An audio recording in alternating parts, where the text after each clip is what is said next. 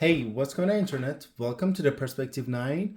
I'm making this video to show you why I'm going from Davinci Resolve back to Premiere Pro. So the main reason that I switched from Premiere Pro to Davinci Resolve was two things. So first, Premiere Pro used to crash a lot. And second, there was a lot of extra cool features with DaVinci Resolve, like the nodes or the face correction options and all of that were super cool and interesting, and also the one-time payment instead of the monthly payments.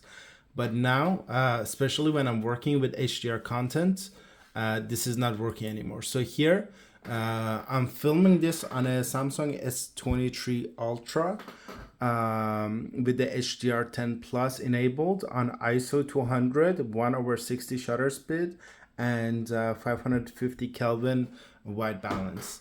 And I'm recording HDR enabled monitor, and as we see here, I have the HDR setting turned on the Windows setting, and I have here two videos. One of them, I'm just gonna open it. So this one, so I'm back here record.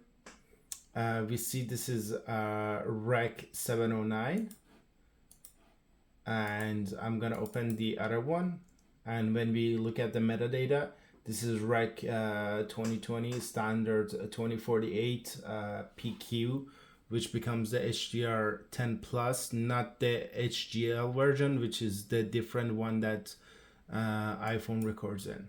So this is how the colors are supposed to look, and I'll actually put them side by side for a second. So this is this one. And I have to open VLC again like that, and I'll drag and drop this in.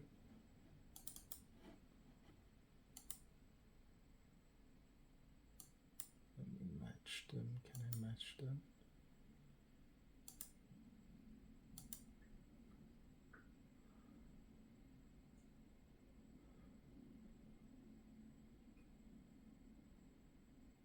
So I'm not sure if it's visible right there, but in terms of the brightness, one of them looks so much brighter, and the colors also, especially the reds, the greens, are so much different.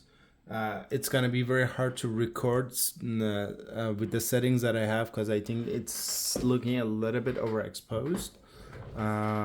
But I'll go ahead and show you the problems that I see in DaVinci Resolve. So all I've done is I've dragged and dropped these here to the timeline, and I'm gonna zoom in. So here we have the Rec 709, and then we have the Rec 2020. So the first problem that I think might be solving this is going to setting general and then enabling the 10-bit precision if available. And then the second thing would be in terms of the timeline setting, but this is connected to, if I just edit this, it says use project settings, so I'm gonna go there.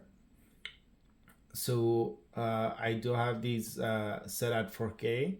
Then here, in terms of the data level full, I'll make sure the video bit that is 10-bit, and then enable enable HDR metadata.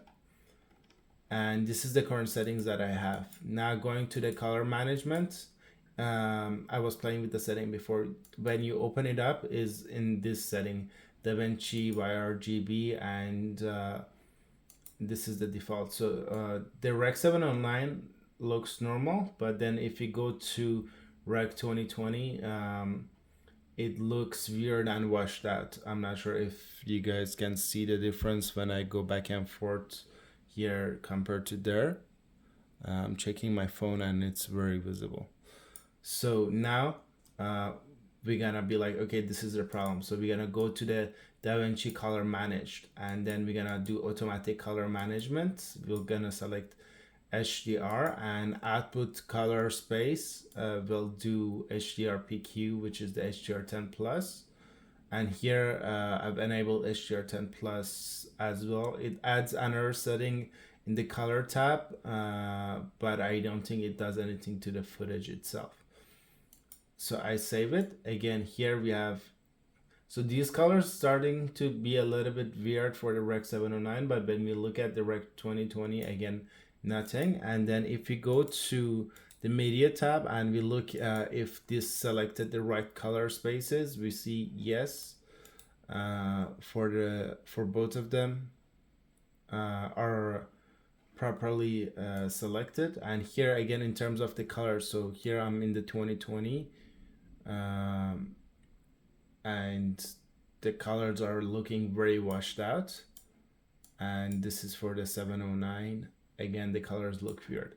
One thing that I find interesting, because I know Davinci can do this, is if I go to Fusion, right here, well, this is the 709, but if I click on the other one, the colors suddenly starting to look different. They're not accurate, they're very overexposed. And I went to the source and gamma space, but I couldn't get it to look accurate as how it would playing if I opened it with VLC or Windows Media Player. Now we're gonna do the same thing in Premiere Pro. So this is a new feature that they've added, and before I kind of become interested about HDR and color science. So here we have these two videos right here that I've dragged in the timeline. So the first thing that I'm gonna do is go to project settings and then color. And here we're gonna make sure in terms of the color, sorry, I might be mistaken. That's not where I went. Oh yeah, there we go. Here in terms of the timeline sequence setting. Sorry about that. Here, normally it's when you create a new timeline, it's as Rec 709, and it has the auto tone mapping. So when we have that, this looks as Rec 709, but when we go here, this also looks like Rec 709, but it's because it's doing the automatic tone mapping, and we don't get the HDR10 plus colors or the brightness. So now what we're gonna do is we're gonna go to the sequence setting again. We're gonna select this as the HDR10 plus. Now this looks washed out. Now we need the video from the laptop or the desktop that you have to be passing to your HDR monitor with HDR settings, so we can get the right gamma information. If you have your monitor calibrated properly, you can go to Preferences, General, and then here one thing that's interesting that they've added is Display Color Management. And the second one is the extended dynamic range monitoring. It turns on the display out of range colors values without clamping when available. So you just need the first one, but I've selected both. And now, as we see, the screen started to actually become brighter in the brighter areas. As we see here in the wider areas here, the red started to finally look properly like a HDR10 plus recorded video. And now when we go back to Rec 709, if I can get the same setting, where was I? Yeah, right there. Now this is proper Rec 709 colors, and when we go to the same section over there, we see how much not only brighter it looks, but also the colors, how much better it looks. I hope that I can show, and this screen recording from my phone shows the difference both in terms of brightness and in terms of colors. So I can motivate you guys to please record in HDR10 plus and not the HDR HLG, and not in the standard mode. And also platforms like YouTube, TikTok first of all needs to bring the HDR options. I know Facebook, Instagram, Meta, all of that, they brought it in. Now we need YouTube to push a little bit more towards that as well.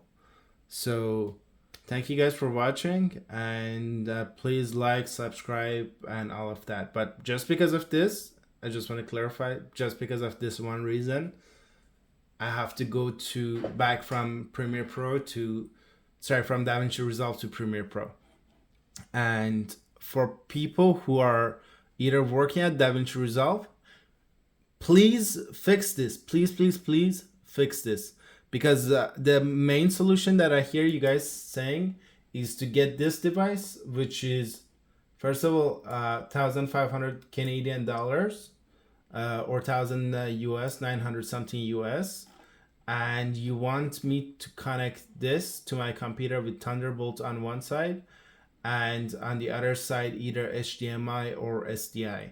And if you guys don't know, SDI is a uncompressed data link, compared to HDMI, which is a digital version.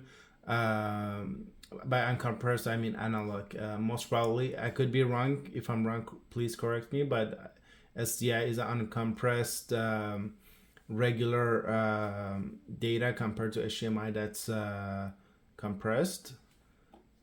It's cool that it gives you XLR for microphone, but buying this, no, like, yeah, when we can already do this in every other platform. We can do this on our phones, we can do this when viewing content. So why can't you fix this? So people at Davinci Resolve, at Blackmagic, please fix this and bring some sort of color management into Resolve 18.6.5 or 6. Please, on the next version, please fix this. This is so annoying. I want to use your software, but you're not letting me. So yeah, that's it. And like, subscribe, and have a good day.